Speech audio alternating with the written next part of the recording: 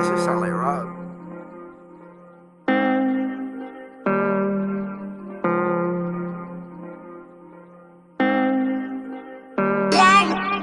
Fresh Prince, fresh fit, and you know I got a fresh chick, fresh check, low risk. No, they can't put a hold on this. No. I'm ready. Yeah, let's run it. I'm Grace from Disgraced Weekly. You already know who I'm with. It's Noah within the fest. How we doing today? So how have you been doing? Pretty good. Just chasing the dream, blessed, trying to make it happen and bring everyone's favorite artist to the city. How's your mental health been? Pretty good. I mean, anything that goes wrong in personal life, I kind of just get an escape and release of it, inside the event. It's kind of like my realm I warp into and just, find release myself in there and just tap into something where nothing else matters. Kind of like when you play a sport and you go in the game, you're not thinking about anything that happened outside of that or, any exterior stuff. So Where does the double H come from? just something I came up with. I mean, it has multiple meanings, but it's really just a stamp because it's like you already know it was my thing. And I don't really know why when I was young, I made it that with the second H. I think because someone had a single H on Instagram and the dude was inactive and I could never get the page. So I just did a second H to make it my thing, kept it since I was young. So people just already knew me as that, but I felt like you already know it was just way too long of a name. I don't want people to be like, hey, you already know it. It's such a long thing. So I just simplified it down to Noah and I was like, I get to be myself. I get to be me. I don't want to just be basic with just the name. So I was like, although it's a small little thing with a second H, it stamps it. It can also stand for he's him or, heaven or hell. Since I got angel and the devil, I believe in two perspectives of stuff. So I come up with stuff as I go for what it is, but it's really just my stamp, my take, my thing that separates it from just being singular Noah. I don't know. How do you feel about the imposter, Noah? There's a couple. There's one that's really cool that we follow each other and we connected. His at name's I don't even know, oh no, 09 no or something like that. And I think he's from Britain or Canada, something foreign. But we linked up because I had to hit him up dude, your stuff keeps popping up on my page. Not that it's bad, but it's just not me. I don't want anybody to think that my music is yours because my music's not going on his page. His is just going on my page. Mm-hmm. So yeah, that definitely happened. I'm trying to tell him one, for your sake, you should want your music on your page, and two, I don't want your money from your streams. I don't want any. You need to be getting all that stuff. And we've both reached out to Apple Music, DistroKid, anybody that can possibly fix that. And so far, no luck. But at the end of the day, I'm the one benefiting off of it, unfortunately, and they won't fix it.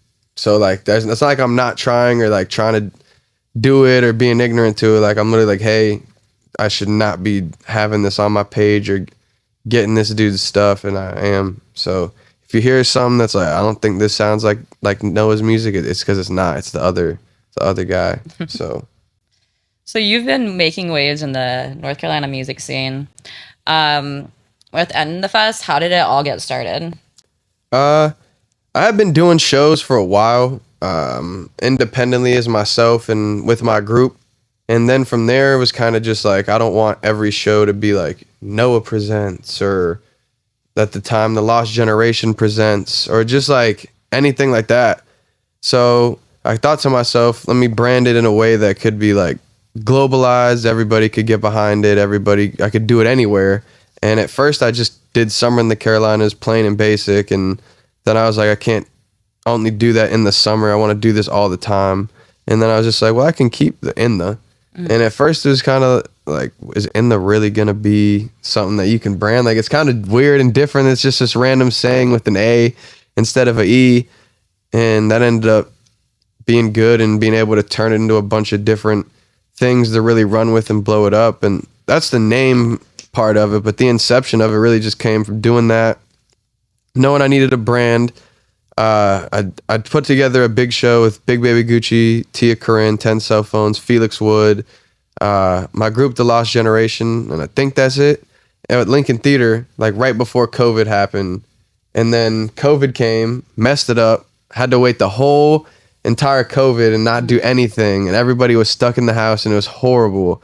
And I was like, whenever this is over, I need to do something that is like so crazy that it's worth everybody's time that they sat at home. Like everybody can get out, see people that they haven't seen or people they might have met on the internet during this time that they want to see, people that they're fans of that they didn't know prior to like being able to see their content and stuff like that. So all that stuff just bubbling in my head. Reached out to everybody that I knew at the time musically and was like, hey, I want to do this. I'd get some people to lock in and then I'd use that as leverage to get their friends and be like, hey, your friend's a part of this already. I'd love for you to be a part of it too. And it's going to be this giant crazy thing fresh out of COVID. So it's kind of like just good momentum, like good opportunity to be able to connect a lot of people and a lot of stuff. And like the city was down for it, I think partially because of COVID and they hadn't really seen people doing things like that or seeing the community together, seeing stuff like that going on. And they viewed that as a good opportunity for that. And it was just cool.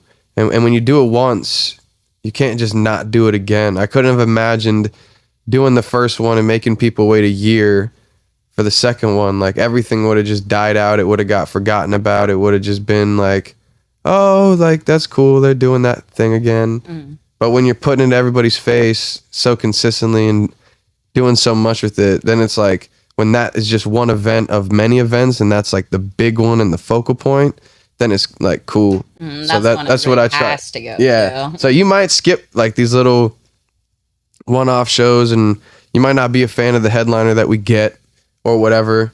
But end of the day, when Summer in the Carolinas comes around and you know it's going to be like 14 of your friends up there and a big headliner on it, like you're going to take time to stop what you're doing or take off work or not babysit, like whatever, and come out to the thing. So it's exciting. I think I originally got to know who you were like before even like we met because of Summer in the Carolinas. Nice. Is I saw the lineup and I remember I was listening to Big Baby Gucci back then. And I remember there's other people on there that I really fucked with and I listened to the playlist. I think I started getting into Justo from that too. That's awesome. And that was the first time I went to that. And yeah, it was really cool. I definitely stayed in the back and kind of, in the shadows like usual. But it was a good time. And it was just so hot. It was. That's one thing that it just was like the downfall, not the downfall, but a downfall that I wish I could redo different was maybe doing it at a different time in the summer when it wasn't so hot, maybe earlier in the year or later in August or something like that. Either way. I don't have many regrets, but dang, you can't help Mother Nature. I would have rather been that than it rain and it not happen or something. But yeah, every time I see somebody that was there that remembers it, they just talk about how hot it was. And, and they're like, oh my gosh, it was so hot. I was fanning myself and throwing water and I never sweat so much and things like that. And I'm like, yeah. See, I was in the back. Yeah, I was in the back near like the trees and there was like the little thing that you could sit on. So, it was a little shaded. Yeah, that's awesome. I mean, it was hard to find, but if you found it, you lucked out for sure. So you announced the date for this year, right? When is it again? It's coming up. So it originally was July 20th at Corner Pocket, but things kind of fell out with them due to like other people mishandling of events there. And long story short, they're just too small of a place that's not prepared neither with the people physically or mentally to handle what comes with what we can bring. And because they're really just a restaurant that happens to have an amazing back space that they don't really use to the full potential. So I just kind of came in as a fan of their food and the restaurant and said, hey, like, what do you do, with that back there? And started doing events that I don't necessarily think they were prepared for the scale of. Yeah, because I feel like the events that you were having there, like, it was a good amount of people going. Oh, yeah. I mean, you got to think they maybe see 10 people out there on a Saturday, and that's just people that are drinking, smoking, eating their food, and just want fresh air. I put 500 people back there. it's like, whoa. Like, Yeah. I mean, I told them I staffed it good, but I told them like you should get more bartenders, you should get more food staff. So they didn't believe me, and then they get mad at me that they're, not prepared, Yeah. and it's not like I didn't tell you or lead you blind. I told you, and you didn't think I was serious or didn't take the measures to do it. So that sucks. But new date, July 26th at Transfer Co. Food Hall. It's gonna be sold out. I'm calling it now. We got Baby Kia headlining it. If you know about Transfer, it's an amazing place, but it's smaller than an outdoor venue. So it holds like 350 max, with like 14 local artists and Baby Kia. There's almost no way it doesn't sell out. So when the tickets drop and everything comes out, I suggest you do what you can if you're not an In the Fest member to scurry, get those tickets and make it happen, because there might come a time where gotta be like you can't get in, and I don't want to do that to anybody. But that's the unfortunate thing about doing it at a smaller indoor space. Like, it's cool, it's gonna sell out, but also will prevent people from going. So super exciting though. Yeah, Baby Kia's on it, Darius King's on it, I'm on it, Justo's on it. Who else? There's some people. 47 Eyes on Me, Finesse, and Nikias. If I know you've done stuff with them. AK's on it, who you've interviewed. Lots of people. I'm forgetting a lot, so my apologies to those, but they know who they are, and we're locked in. About to announce that this week, I think. Okay. That's exciting. And you get air conditioning? Oh, yeah. Yes. Thank you for bringing that up, too. That's another positive. Instead of it being hot as crap, this is going to be the first ever summer in the Carolinas that is indoors. Oh, yeah. Actually, that might be cap. I think I did one at Lincoln Theater. But if not, this is going to be the first indoors AC. I think you did food. Lincoln Theater. Food. I mean, I do a lot, so it's whatever. Well, whatever. Smack myself on the neck. But the second ever, but first ever sold out summer in the Carolinas. It's part 4. I'm pretty sure. We got the food court inside. We're gonna start it at doors at 4 p.m. So I know it's a Friday. People will be getting off work. It's okay. Again, not all 300 plus people are going to be in that predicament. So if you're not, we got food that's open all till 11, all local restaurants and stuff in there.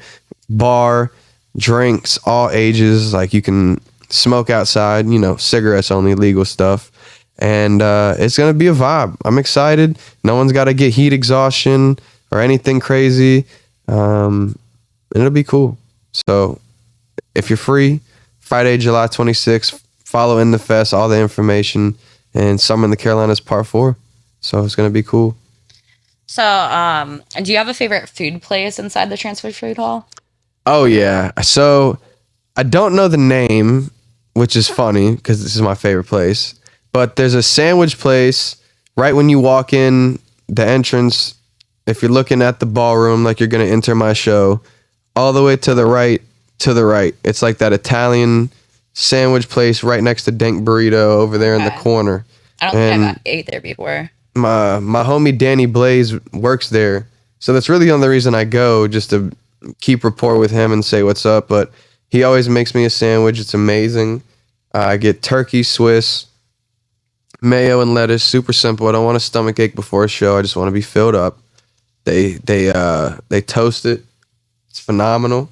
And I've also had the pizza place. Pizza place really good. The empanada place is really good. I like the sushi place over there. Ben likes that place too, and I've heard, and Tall Rob likes that too. So that's probably the next thing I'm gonna try. It's just, to me, I have a weak stomach, so when I'm like sushi and that stuff before an event, and then I'm drinking alcohol, I just don't want things to go awry. Sick. So, but I'm gonna try it. Maybe that day for sure, because I got a long day, lots of things to eat or whatever. So. Oh yeah, you can try different places. And the day after too, I'll give this is a Disgraced weekly exclusive teaser right here. No one else knows about this, but the day after, on July 27th, we actually got a Rob Banks part of his tour, and I don't know who the special guests are yet, because he's been bringing different special guests out each time.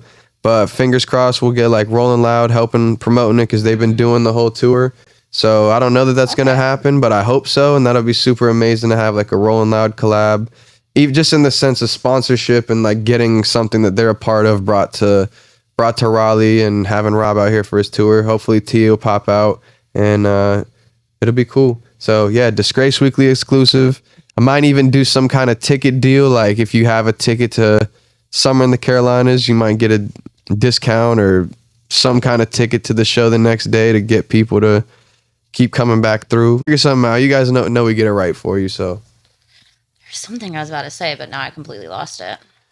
You were talking about my favorite food place. Yeah, And no, then it was based on what you were just talking about. And then I was talking about like I gave you the Disgraced Weekly exclusive with the Rolling Loud, Rob Banks, bringing people out Rolling here Loud. for We went to show. the same Rolling Loud before. Yeah. Yeah, in Miami, 2018. Yeah. It's crazy. They're a huge inspiration to everything that I'm doing, to be honest. So it's like, if I get the collab, it's really a full circle moment. Yeah. Dream come true. Although it's not a direct collab, like I'm not curating a lineup or doing a show. I'm just like promoting something with their like umbrella.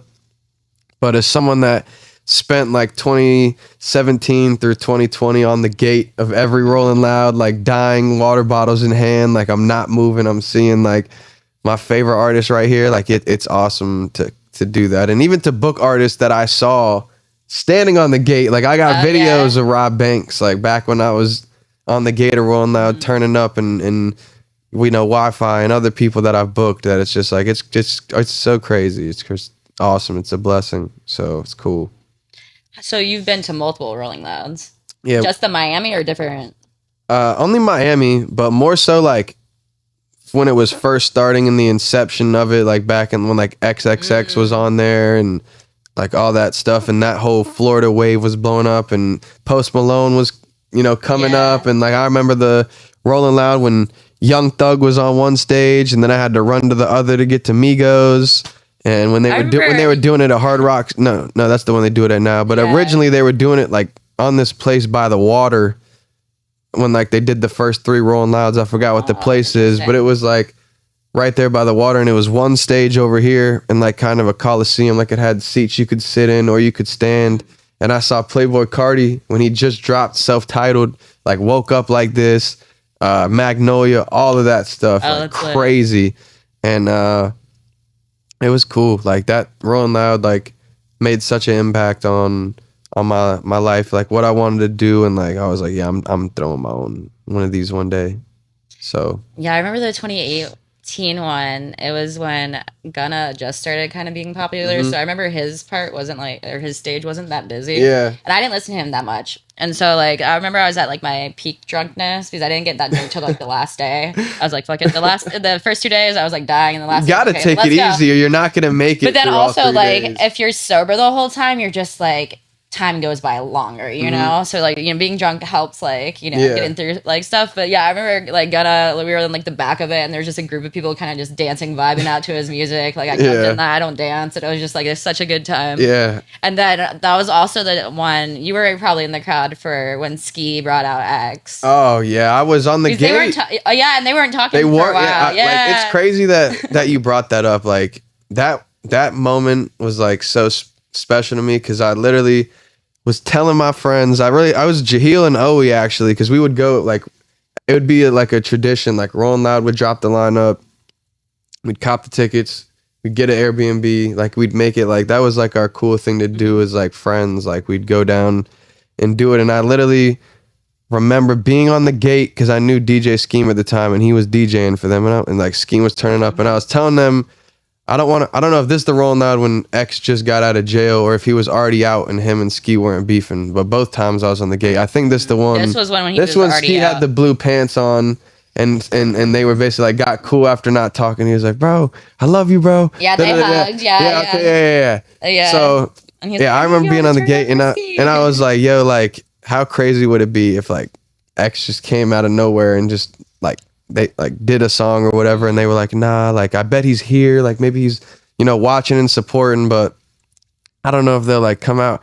Next thing you know, I just see him come out, and I was like, yo, like this is crazy. Yeah, like getting to watch them like rekindle their relationship and perform again for the first time ever. What? Yeah, I need everybody to take a step back right now. And everybody was like, all right, like I'm a step back. Yeah.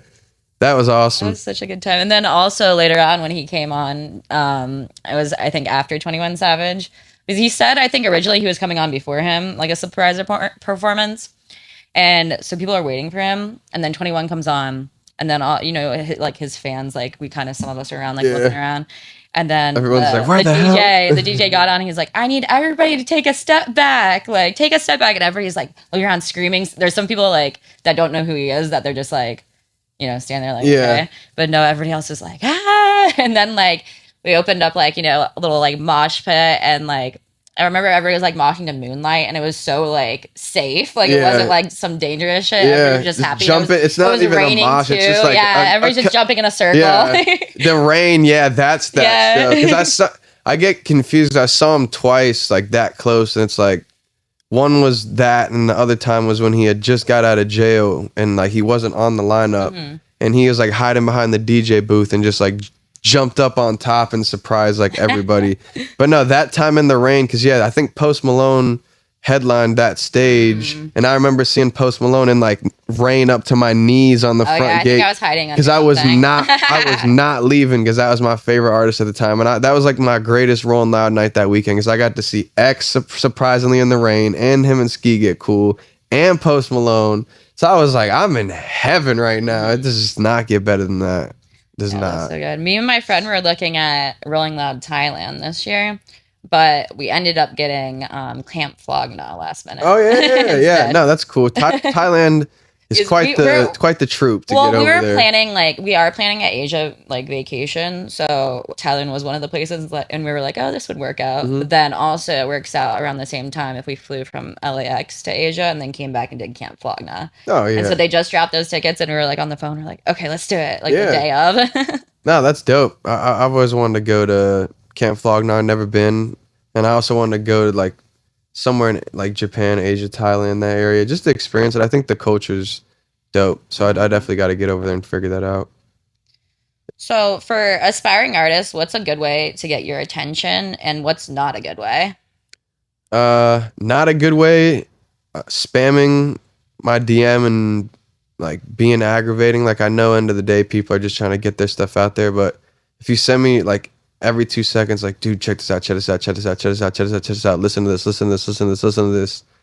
Like I never open those. It's too much. it's too much. And end of the day, like I could listen to it 1,000 times. That's not how I become a fan of new stuff. So it's like I'd be wasting my time to even do that, because I know how I absorb and how I become fond of things, and that's not even how. Like I don't discover anybody's stuff through clicking on it. Like I'm the type of person, like I like energy, like in person, or somebody that I trust and value their opinion with, stuff like that, to say, yo, you should listen to this person, and then I'll go check it out. And like that might not be traditional, and that might not be how everybody does it, but I just mind my business. Like I listen to my music that I have in my Spotify likes. I listen to my unreleased music, my homies' unreleased music. I also really don't even listen to music. I just listen to YouTube all day long and just soak up information and stay up to date on like a bunch of different stuff. So I don't even really listen to music at all. If when I hear music, it's live at shows that I'm doing or something like that. Or it's, like I said, someone being like, dude, this dude's going up, or this person's going up, you need to listen to this, and then I'll check it out. I'm not on Instagram looking for the next big thing. I don't even really listen to my friends' stuff that they post on Instagram or nothing. And not offense to them, like when they send me their stuff where it drops, I'll go check it out. But I'm not like, I don't know, it's just not how I absorb music. I'd rather hear your new thing live than hear it. And live brings a different energy too. Like, well, it can bring lower energy, but then it can bring higher energy. Yeah. And to me, that's what matters. Like, I don't care about your music. You could be on the track screaming, sounding like you're energetic, starting a mosh pit, and then I book you for a show and you go out there and you're staring at your feet, whispering on the mic. Yeah. So that none of that matters. What matters is real life and real stuff. I want to see it real, because the song doesn't matter if you can't do it in real life. You're not going to be able to hide behind the internet forever. Eventually you got to perform. Eventually you got to do the song.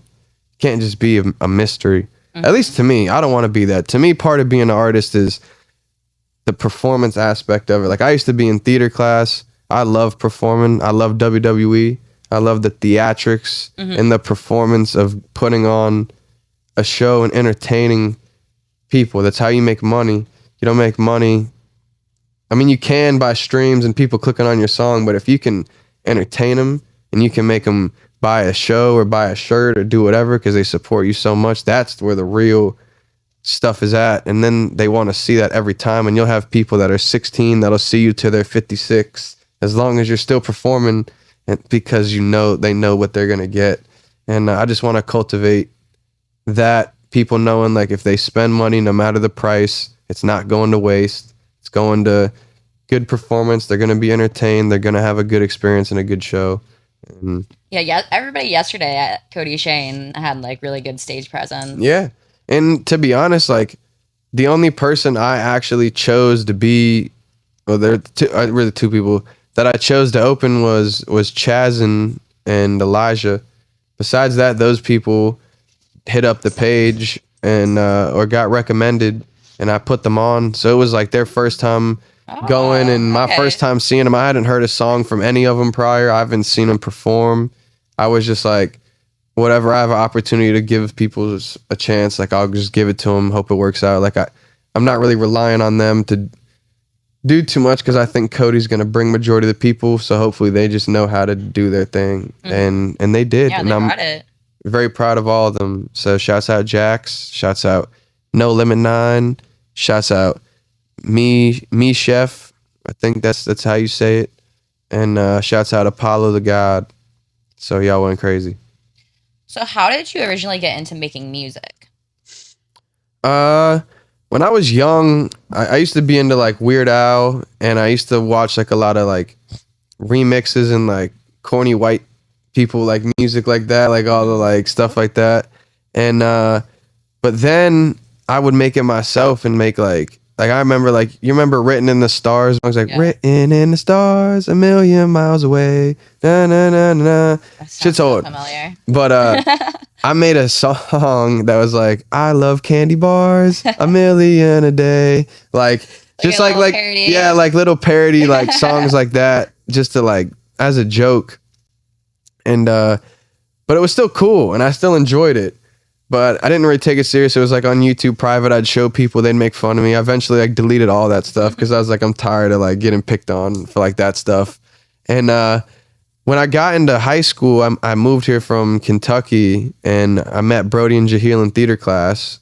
And Brody was already an independent artist making music at the time. And I was just like, hey, like, let me come make a song. And then Jaheel and Brody were friends prior to that. And Jaheel had always told Brody like we should make a song sometime, but never like pushed the gas on doing it. So eventually Brody set a time and we both went over there. We made a song. It was a remix to One Train by A$AP Rocky when he had like Yellow Wolf and like a bunch of people on it. And we made it and it was actually like fire at the time. Like, don't get me wrong, it wasn't like crazy as theirs, but like to never have made something come together randomly and do that as like 16-year-olds was just like was crazy. And we were like, well, we got to name our group. Like, we want to keep doing this again. We can't just make this song, drop it as unknown 7756 user or whatever. Like, we got to do something. So came up with the Lost Generation, and from there just kept expanding, adding people. Ended up getting the Twins and Emilio. Made music as a group, and then from there, that kind of died out. Everyone kind of doing their own thing, chasing their own stuff, and re-envisioned myself as like a solo artist. I didn't really have any solo music out. I didn't really have like a solo catalog. I was all just features on a bunch of group music. So it's not like I'm falling back on nothing. I'm literally starting from like scratch, zero. No one knows what Noahh sounds like. No one knows what a Noahh song is. No one's heard a Noahh album. No one knows anything. They just know me from these songs with a group, which is also a whole different sound of music than I'm making as a solo artist. That's nothing like I'm making music that was amazing, but nothing like I actually would want to make, because I like to like turn up, energetic, go crazy, all that stuff. And that was more like pop, singy, boy band stuff, which is cool. And I can and I can do that, but I definitely like this shit a whole lot more. So it was cool to do that. I put out a lot of music, just really in a pursuit to find and carve my niche. And I was just like, listen, I have nothing. I got a lot of catching up to do. So I'm going to take the Lil Baby approach. I'm going to drop a bunch of tapes, a bunch of singles, and just flood the streets, build like a discography, a rapport of something, and use my shows as a way to gain fans in real life and expose my stuff to people that may know me but don't know I make music, or may not know me at all. And yeah, ended up doing pretty good so far. So Do you remember the first show you ever performed at? yeah, so the first show I ever did, funny enough, was with Nance. I remember working at the YMCA when I was like 14, maybe could have been a little bit older, 16 probably, somewhere between that range. I'm gonna go more probably actually towards like 16. And he was doing a show at this old venue called Southland Ballroom that got shut down for a Kroger, which is so unfortunate because that place was awesome. And it was him, Danny Blaze, a couple like other people that I'm not entirely sure even make music anymore. Alex Aff, and like I don't know, one other two people. And then it was us, and we were like the young kids. There, he was like, you know, we were probably 16. And all of them were probably like at least 22 minimum plus. So we're high schoolers. They're like college plus age kids. Had no clue I was gonna go, but he took a chance. We were fans of him. Like had gone to some shows and stuff like that. So it was super cool. And went out there, ended up bringing like probably 20, 30 people between us, and made a good enough impression with him where he was like, nah, you don't even need me and have you open up for me. You need to just do this yourselves and basically do what I did, but you guys headline it, bring your friends out, and honestly like put me onto the method of stuff, gave me the book and email, was like use me as a cosign to get them to respond to you and all that stuff, and really helped me a lot at the beginning. So shouts out to Nance for real, for that first initial lob to get me on the show path and teaching me the method of how to do it. So I definitely appreciate that. So Now you're helping people. yeah, that's crazy. Now I'm full circle moment. Now I turn around, I'm the one out here doing it. So So who are your biggest inspirations when it comes to just music and what you do? Music, definitely Cloudy Nueve, Juice WRLD, X, Post Malone, Kanye, Lil Peep. I know like half of those people are passed away, but I mean, I'm fans of them. Mac Miller, Uzi, Cardi, stuff like that. Like Dom Corleo, probably my favorite artist right now. Show wise, really, like I said, Rolling Loud. That's the only festival I've really ever been to, so that's where I drew the initial inspiration from, of wanting to do it and seeing how that goes.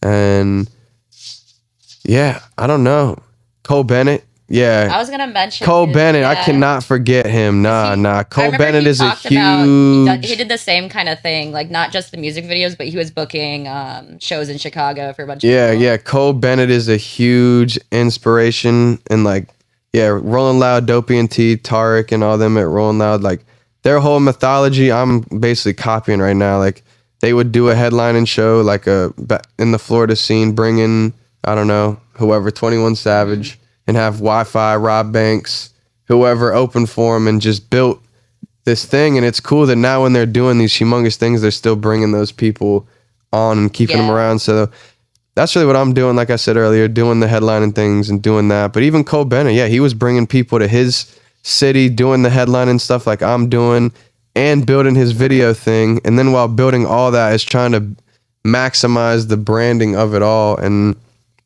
that's so awesome because no one else is really doing that. Like everybody else goes and like to me, I don't have a competitor in what I'm doing, because everybody that's an artist and has a festival or event is doing it when they're already on. Like I'm doing it from the ground up. I'm doing both and trying to build both and use both to build each other and coincide and bring it up to the top together. They're already Travis Scott, millions of followers, platinum albums, and then he's like, I want to use everything I've built to do a festival. And everyone's going to go because he's Travis Scott and he has industry connects, and that's awesome. I'm not hating on that at all. But it's like he wasn't building Travis Scott and building Astro World Festival. He's not as like, it's definitely not as hands-on as like, for sure not. For sure not. I'm not even too sure any of these people are. I'm not sure J. Cole is too hands-on with curation of Dreamville or doing actually anything for it outside of promotion. And same with, I don't know what other artist has a festival. Tyler, I feel like is hands-on. I feel like Tyler is very hands-on. I'm excited for him. I feel like Cole Bennett is very hands-on with what Summer Smash. I've been to Summer Smash with what they're doing and stuff really, like that. It was really well done. That's the type of person I want to be. And that's no hate to Travis. I love Astroworld. That's no hate to Cole. I'd love to collab with Dreamville.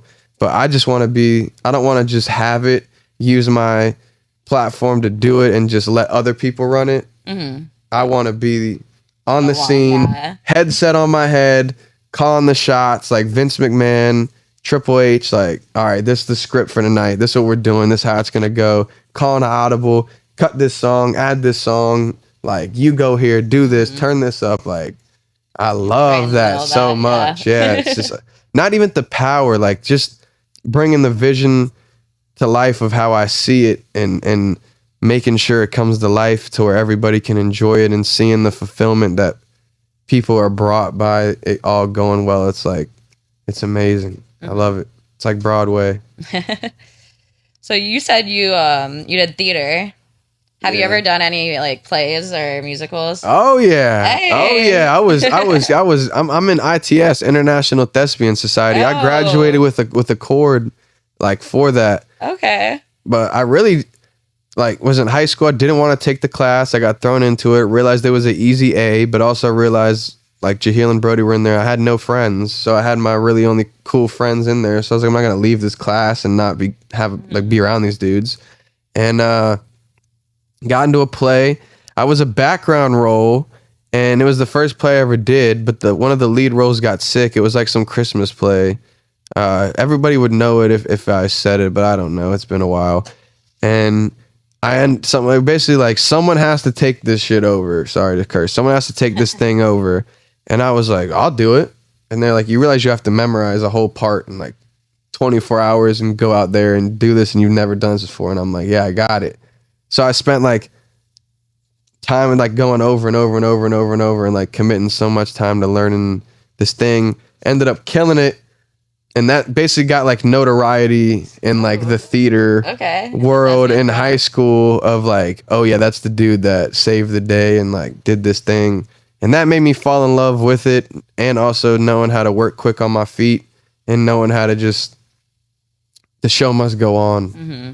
And that really like instilled that to me. And that's what I do with like anything. Whether we lose a venue, I'm gonna get a new one. If I lose an artist, I'm gonna get a new one. If something drops or doesn't work out, the show must go on. I'm gonna make it happen. We're gonna pull the strings to make that thing happen. Yeah, I think on your feet. Yeah, I did theater when I was younger, and I was good at like memorizing my lines and everything. But my issue was improv. And I remember in middle school, we had this play, and I was Miss Higginbotham. And I think I had like a fake dog in my like purse. But anyways, I had all my lines memorized. Everybody forgot their shit. Everybody forgot their lines besides me. And they just started like improvising the whole time. And I didn't know what to do. Yeah. So it's like, you have to think on your feet, like, and be good at that kind of stuff too. Yeah. See, I was the opposite. I knew the lines, but I excelled in the improv where it was like when things got awkward or weird or someone was like, you could tell was going to mess up, I would just say something to help keep it along or push it and make it like where no one would go. And I mean, that's something I instill with the shows now. Because at the end of the day, it's nobody knows that something is wrong or is messed up unless you make it aware that something is wrong or messed up.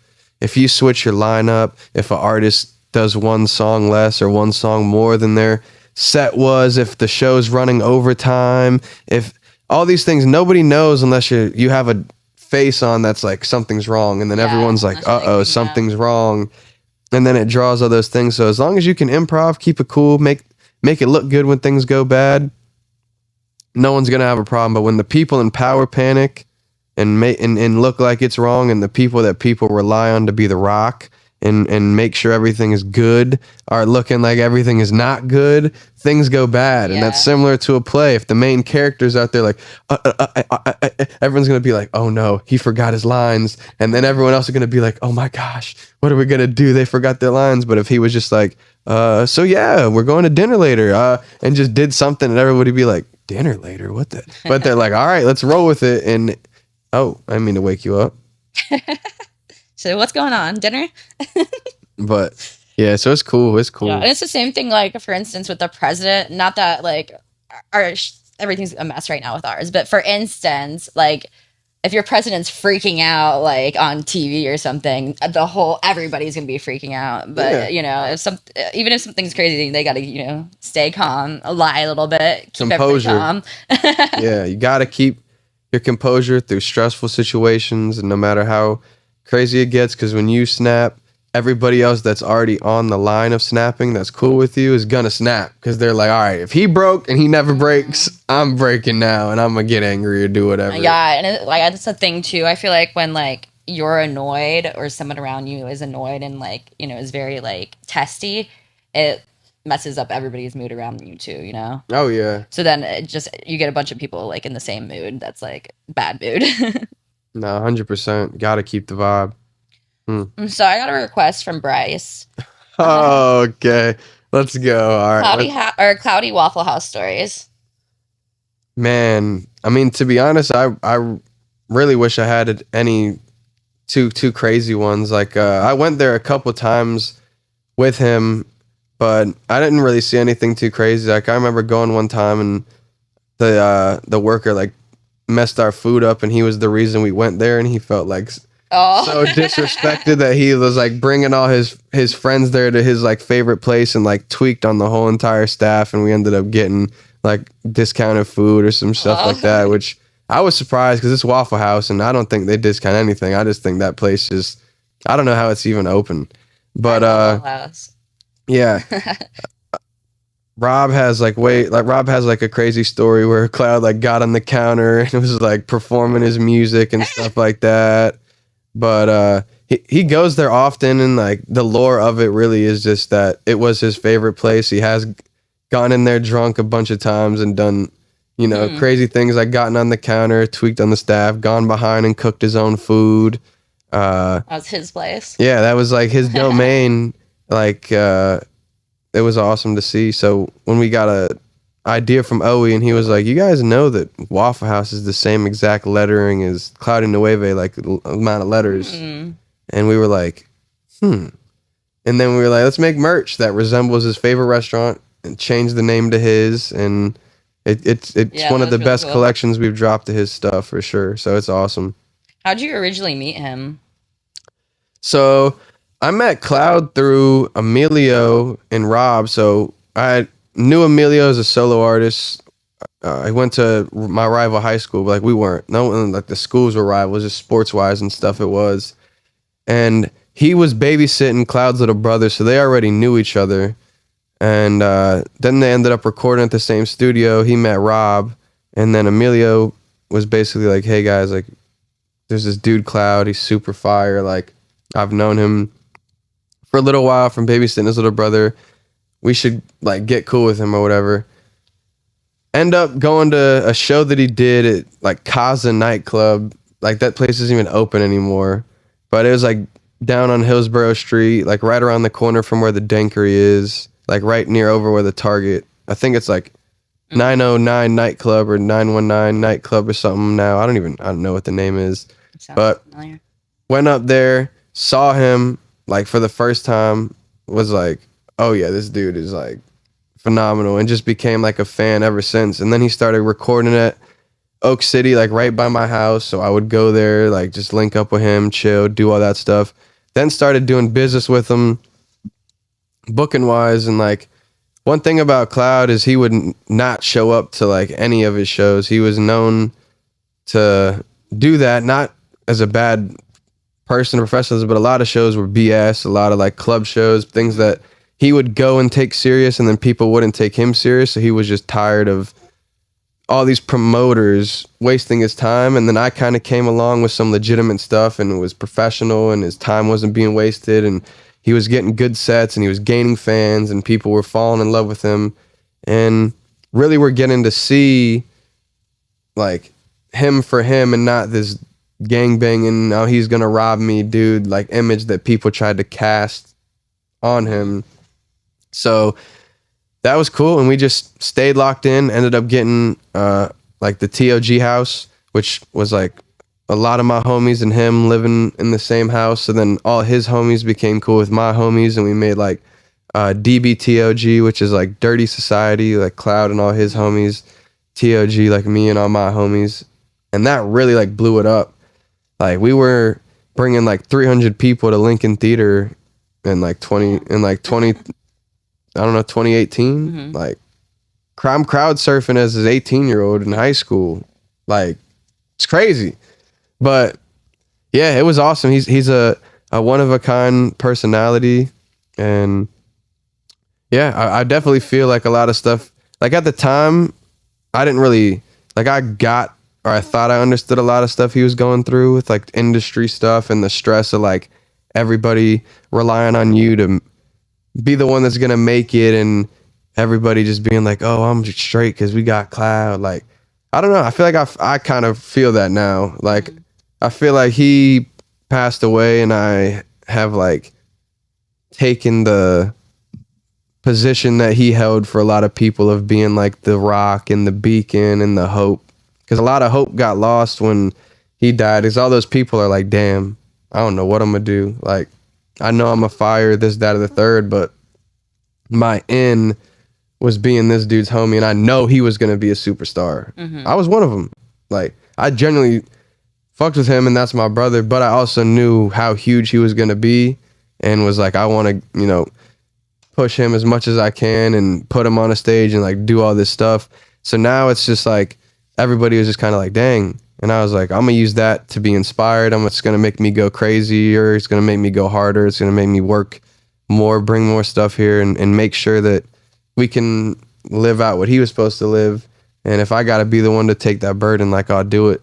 So I feel like I've built a community and like kind of picked the baton up, and I'm kind of the one that people look at now for that. I mean, I'm cool with a lot of his homies, and I think they even look at me like that now, and we're kind of like, they lost hope and are now kind of like, all right, nah, I'm shaking back because this In The Fest thing is going to work out. So let me stay down and not give up and like keep pushing through, because In The Fest will lead me to me making it as a producer. In The Fest will lead to me making it as an artist, because I can connect with people through that community of stuff blowing up.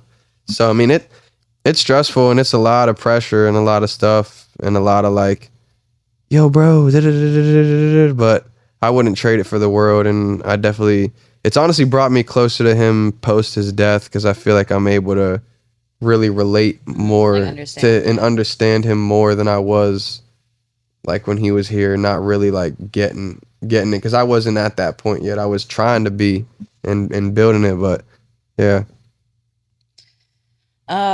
What is something that annoys you? Man, honestly, as bad as it is, like when people send me their spam stuff, like, yo, just drop this, drop a like, comment, blah blah blah blah on my new thing, and you send it to everybody. Like, dude, I don't need you to do that. Like, yeah. If I don't, if they do it for every single post, it's like I'm not. No, my gripe with it is like, you're not doing it because you actually want me to see your thing. You're doing it because you want your thing to look good.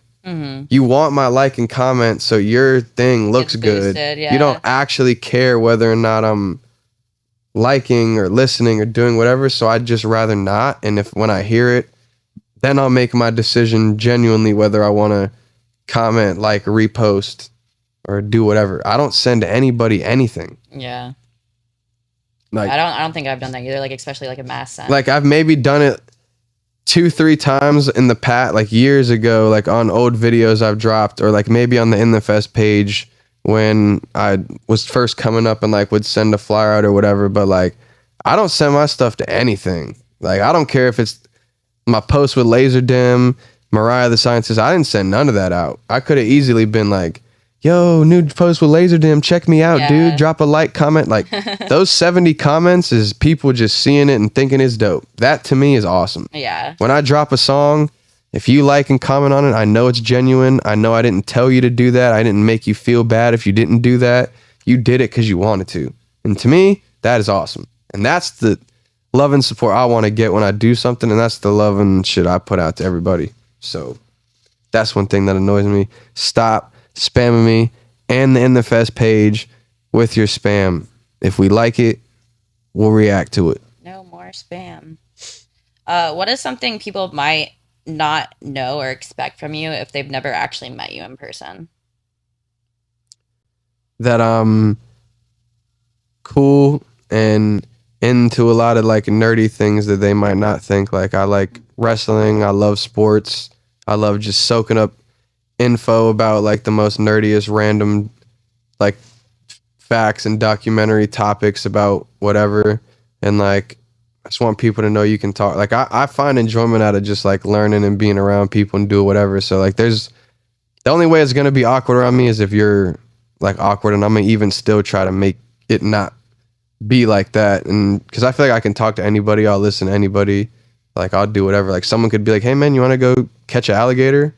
Let's go catch it. Like I may not like jump on them, but I'm gonna go and try to experience what's going on. Like I'm really cool. I like stuff like that. And I don't know, I feel like people might be like, oh, I don't know, whatever, he's not into whatever, but I like cool stuff. So I like Yu-Gi-Oh! I like freaking Assassin's Creed. I like Minecraft, like all that stuff. Like don't matter. Like we can bond over whatever, anime.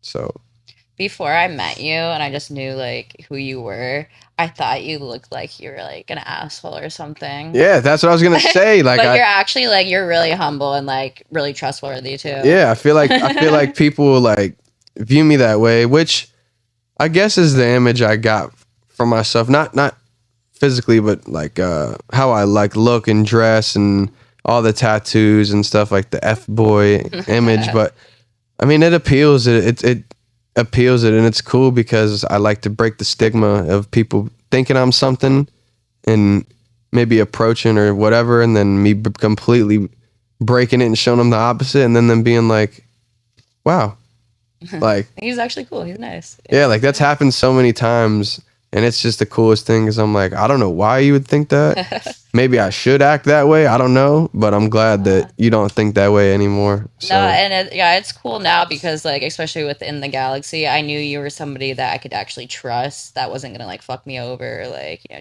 try to take my money, or, you know, oh yeah, no, that kind of shit. Like you're like, I, you know, now I know like you're a good person. Oh yeah, no, for sure. And another thing that annoys me too is like people that carry themselves in that way with like an ego or not humble or like not whatever, and especially when they do it to me or my people at my events that you're at, whether you're performing at it or at it. Like if I don't walk around my own event as the only person justified to walk around that way in that manner, why in the heck do you think you're gonna come in here and carry yourself and walk around in that manner? Yeah. Like, I'm not breeding that energy.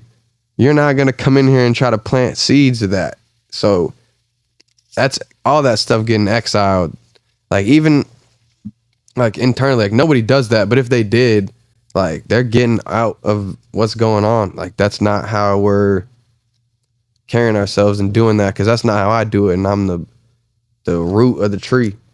So, and the dust is always just good energy. Like I was watching a video, they were talking about in the galaxy they went, and they were talking about, because they came from like a different city, and they were saying how like it was just like, you know, good energy, like everybody was cool, like there was no like beefs or anything, like you didn't have to worry about like security or like any crazy shit either. Like it's just, you know, good time. Yeah, just vibes. Just like what I can tell people is like, if you're having a bad day, the best place you can go is in the fest, because you're going to leave having a better day than you were having prior, because you're going to meet cool people that aren't going to judge you. They'll listen to you. They'll get a drink with you. They'll talk to you. You'll have good energy in the air, and it'll be a good time. So we're like a therapy center. Is there anything else you want people to know? Man, really just a lot of stuff on the way. Finally, like established a team of people where everybody's playing a role. We got someone collecting data analysis at the shows, getting information of how people heard about it, if they came from a pre-sale ticket or a door ticket, what artist they're there for, what size their shirt is, like things where we can gather data to really like dive deeper into stuff.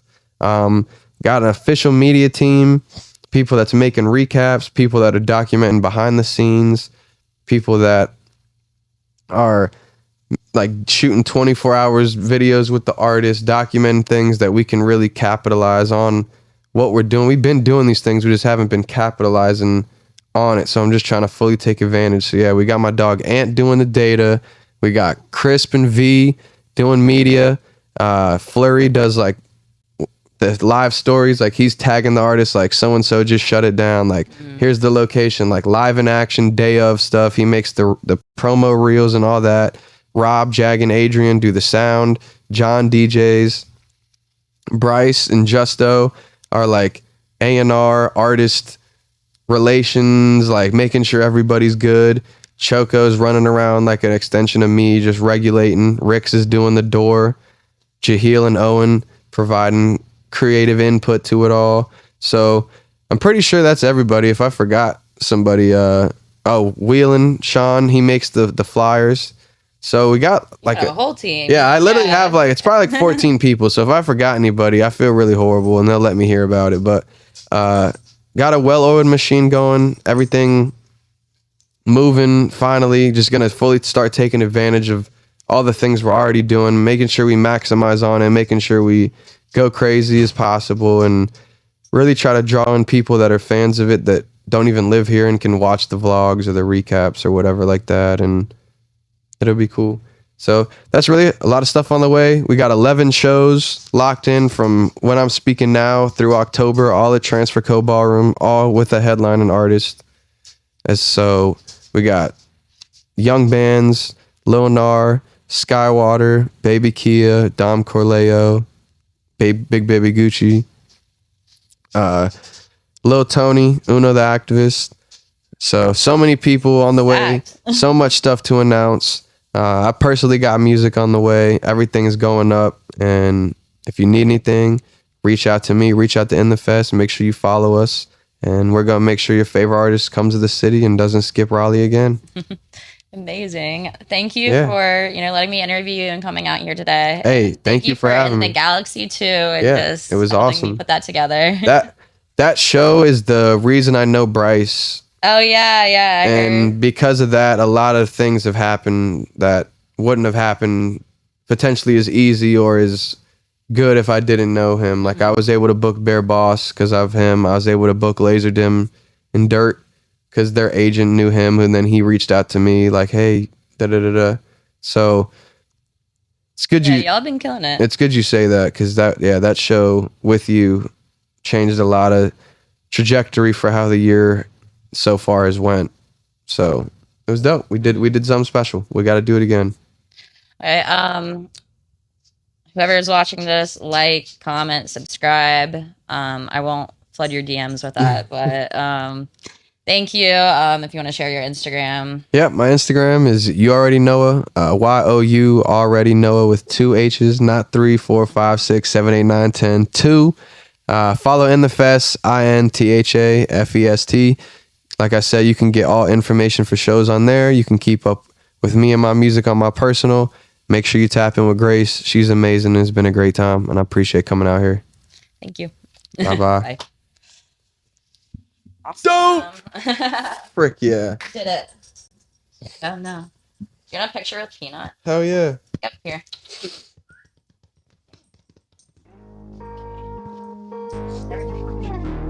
Nah, you gotta drop the teaser.